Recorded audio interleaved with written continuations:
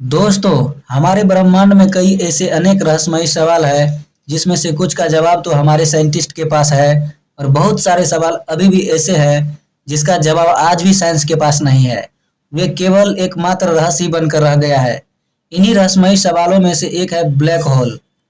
समय समय पर इस थ्योरी पर तरह तरह के जवाब एवं तर्क दिए जाते रहे हैं, लेकिन अब ब्लैक होल की तस्वीर दुनिया के सामने आ गई है।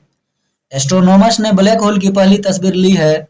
यह तस्वीर 8 अलग-अलग टेलीस्कोप की मदद से ली गई है। नमस्कार दोस्तों, आप लोग देख रहे हैं आपके अपने YouTube चैनल PF टेक। आज के वीडियो में हम लोग देखेंगे कि ब्लैक होल क्या है, ये कैसे बनता है, ये कितने प्रकार का होता है तथा वैज्ञानिकों ने इसका पता कैसे लगाया।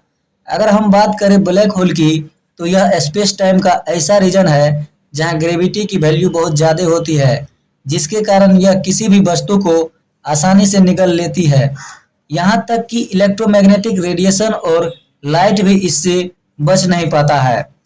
अल्बर्ट आइंस्टीन के थ्योरी ऑफ रिलेटिविटी के अनुसार एक सफिशिएंट कम्पैक्ट मास ब्लैक होल बनाने के लिए स्पेस टाइम को डिफॉर्म कर सकता है। ब्लैक होल पर काफी डेंसिटी भी पाया जाता है। इसके एक चम्मच मिट्टी का वजन 10 हाथियों के वजन के बराबर होता है। यदि भविष्य में ब्लैक होल किसी ग्रह या उपग्रह से टकराती है, तो वह उस ग्रह और उपग्रह को बीचों बीच फाड़ कर निकल जाएगी। 1958 में पहली बार ब्लैक होल को रीजन ऑफ स्पेस के रूप में प्रकाशित किया गया। इससे पहले ब्लैक होल एक मैथमेटिकल क्यूरियोसिटी था। 1967 में जॉर्कलिन बेल बर्नेल द्वारा न्यूट्रॉन स्टार की खोज ने ग्रेविटेशनली कोलैप्स कॉम्पैक्ट वस्तुओं में रुचि जगाई, जिसके बाद पहला ब्लैक होल सिग्नस X1 की पहचान की गई। अब हम इस बात पर आते हैं कि ब्लैक होल बनता कैसे है। ब्लैक होल बनने का पहला कारण यह है कि जब एक बड़ा स्टार अपनी लाइफ के एंड पॉइंट पर पहुंचकर फट जाता है, तो ब्लैक होल का फॉर्मेशन होता है। लेकिन क्वेश्चन ये है कि विशाल स्टार फटने के कगार तक पहुंचता है कैसे? तो आइए इसके बारे में विस्तार से जानते हैं। इस विशाल तारे पर दो फोर्स काम करते हैं, पहला ग्रेविटेशन और दूसरा इस तारे के अंदर होने वाला फ्यूजन रिएक्शन फोर्स। ये दोनों फोर्स एक दूसरे के अपोजिट काम करते हैं।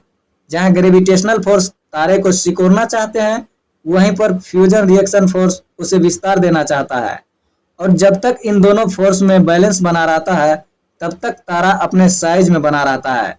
लेकिन जैसे ही बैलेंस बिगड़ता है, तो तारा फट जाता है। तारे का बैलेंस तब बिगड़ता है जब धीरे धीरे उसका न्यूक्लियर फ्यूल खत्म हो जाता है, जिसकी वजह से वह ठंडा होने लगता है। उसमें मौजूद प्रेशर भी कम हो जाता है और उसके बाद तारों के पास ऐसा कोई भी फोर्स नहीं होता जो ग्रेविटी को बैलेंस कर पाए। इस तरह ग्रेविटी जीत कर तारों पर इतना फोर्स डालते हैं कि तारा विस्फोट के साथ खत्म हो जाता है। कुछ विशाल तारों का विस्फोट बहुत ज्यादा होता है, जिसे सुपरनोवा कहा जाता है। ये इतना चमकीला होता है जितना एक गैलेक्सी में मौजूद अरबों तारों का हो। दुर्भाग्यवश हम इस चमक को नहीं देख सकते, क्योंकि डस्ट हमारे और इस सुपरनोवा के रास्ते को ब्लॉक कर देती है। इस सुपरनोवा से ब्लैक होल का जन्म हो सकता है, जो छोटी सी जगह में ढेर सारा मास भर लेता है, जिससे उसकी ग्रेविटेशनल पावर बहुत बढ़ जाती है। ब्लैक होल बनने का एक दूसरा कारण यह है कि जब न्यूट्रॉन तारे आपस में टकराता है, तो उससे भी ब्लैक होल बन सकते हैं। तारे या गैस के रूप में मौजूद बहुत सारा मैटर भी ब्लैक होल बना सकता है। ब्लैक होल हमारे पृथ्वी से कई लाइट ईयर की दूरी पर है। तो क्या आपने कभी सोचा कि साइंटिस्ट ब्लैक होल के बारे में कैसे स्टडी करते हैं? ब्लैक होल पर तो काफी ग्रेविटी और डेंसिटी है, जहां से लाइट भी बचकर वापस नहीं आता। तो फिर साइंटिस्ट के लिए ये कैसे पॉसिबल है कि वे ब्लैक होल के बारे में स्टडी करें? तो आइए अब हम इसके बारे में विस्तार से जानेंगे। दरअसल ब्लैक होल हमसे कई लाइट ईयर की दूरी पर है। पृथ्वी पर बैठकर इतनी दूरी की ऑब्जेक्ट की स्टडी करना और तस्वीर लेना एक बहुत ही चैलेंजिंग काम है। अगर साजिटेरियस स्टार की बात करें, तो यह पृथ्वी से 27,000 लाइट ईयर की दूरी पर है। साजिटेरियस स्टार की इमेज जो अभी आप देख रहे हैं, उसे विजुअल लाइट से नहीं, बल्कि 1.3 मिलीमीटर वेवलेंथ की रेडियो वेव की मदद से तैयार किया गया है। ब्लैक होल को इस वेवलेंथ के लाइट में लाई करने का दो कारण है। पहला कारण यह है कि 1 मिलीमीटर की आसपास की वेवलेंथ की लाइट में अक्रिन डिस्क में मौजूद हॉट गैस सबसे ज्यादा ब्राइटली ग्लो करते हुए हमें नजर आता है। और दूसरा कारण यह है कि वे इस वेवलेंथ की लाइट हमारे गैलेक्सी के सेंटर से पृथ्वी पर मौजूद टेलीस्कोप तक बिना किसी रोक टोक के पहुंच जाते हैं। जिस समय ये लाइट वेव ब्लैक होल के पास से निकलते हैं, ये पानी के रिपल्स की तरह सर्कुलर होते हैं, परंतु पृथ्वी तक पहुंचते पहुंचते प्लेन वेव बन जाते हैं। इस वेवलेंथ में ब्लैक होल की तस्वीर लेने के लिए पृथ्वी जैसे बड़े बड़े टेलीस्कोप की जरूरत होती है। VLBI तकनीक का प्रयोग करके हम पृथ्वी जैसे बड़े टेलीस्कोप का इस्तेमाल करते हैं। नेटवर्क में मौजूद हर टेलीस्कोप ब्लैक होल में आ रहे रेडियो वेव का कलेक्ट करके उन्हें रिकॉर्ड कर लेते हैं। उसके बाद सभी टेलीस्कोप द्वारा रिकॉर्ड किए गए विजुअल डाटा को कंबाइन करके ब्लैक होल की इमेज तैयार की जाती है और इस तरह वैज्ञानिक ब्लैक होल का स्टडी कर पाते हैं। हमारे गैलेक्सी में उपस्थित सभी ब्लैक होल एक जैसा नहीं है। इसका कोई निश्चित आकार नहीं होता। ये कई तरह के हो सकते हैं। तो आइए अब हम विस्तार से जानेंगे कि ब्लैक होल कितने तरह का होता है। साइंटिस्ट के अभी तक के स्टडी के आधार पर हमारे गैलेक्सी में फिलहाल 4 प्रकार का ब्लैक होल है।